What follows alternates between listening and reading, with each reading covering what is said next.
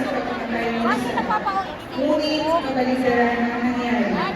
Lalong nag-alap ang damdamin ng pamayan ng Pilipino at mas marami pa ang handang lumakan para sa kanila. May banks pa yan, may banks. Uniform kami na yung uniform. May banks kami na yun.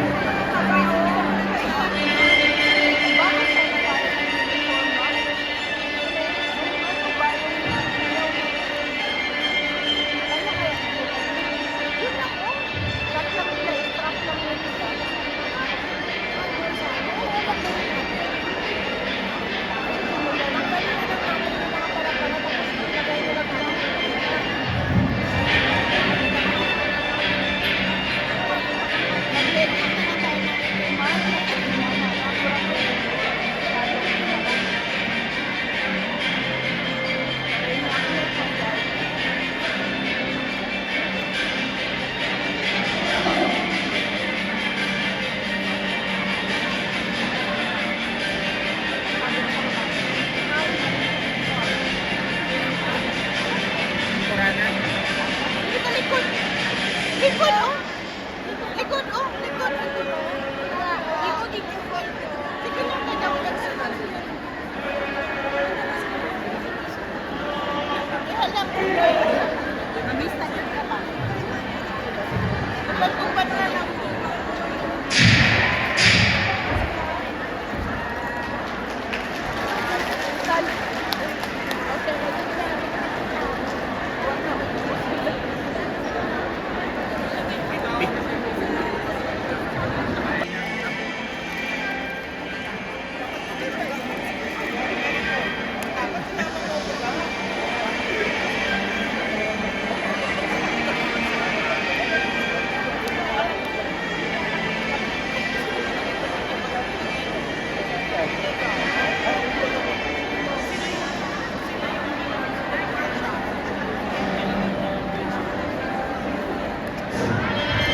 Mga kababayan, sa matandang pag-aaping nakakaskin, panahon na kung tayo ay magkaisa ay pagkulaban natin ang kalayan ng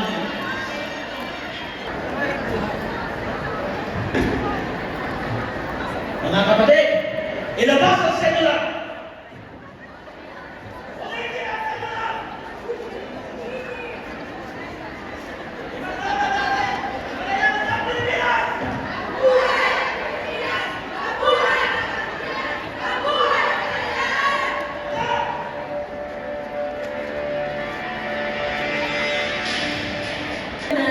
Sa pagitan ng matitindi ng mga Pilipino at mga sundalong Kastila.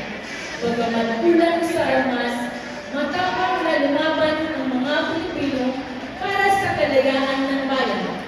Sa gitna ng nag-aalap ng magsikan, pinangunahan ni Emilio Aguinaldo ang mga revolusyonaryo at naging sagisag ng pag-asa ng sambayanan sa kanilang patuloy na pagkikipaglaban para sa kalayaan.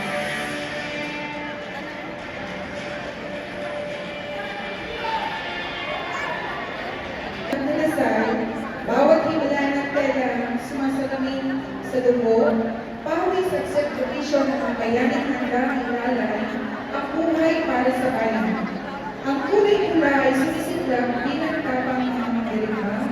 Ang bughaw ay naging pag-asa ng pagbaypa.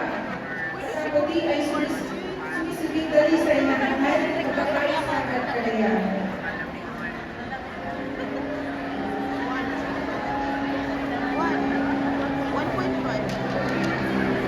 Tekan, siya ra o kang bayi. Nalingi ang bayi, nagidas maganingan. Hindi man wala, iyan gidas mag... Akala ko, nilapit siya doon para mag-usap.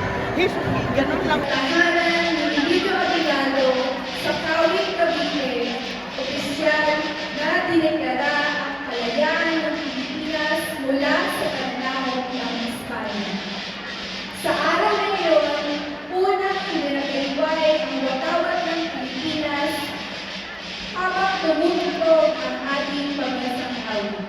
Punong-puno ng emosyon at pag-asa ang mga Pilipinong nakasaksi sa makasaysayang pagbayani nito.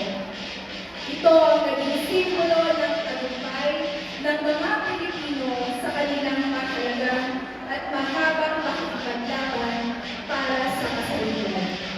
Nakaraan na nag-alay ng sarili para sa kalayaan, ang ating mga guro at OFW ngayon ay patuloy na nagbibigay lakas at inspirasyon sa pagbuo ng isang mas matatag at maunlad na Pilipinas.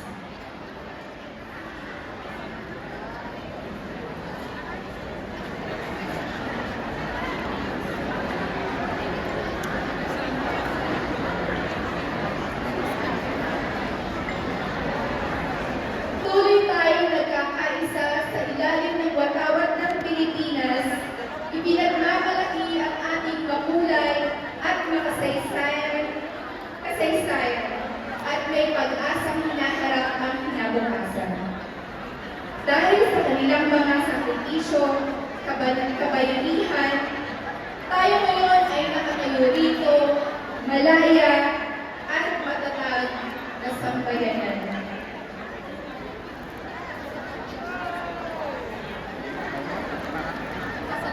Parangalan natin sila sa pagpagitan ng pamumuhay ng may paglilingkod, integridad at wagas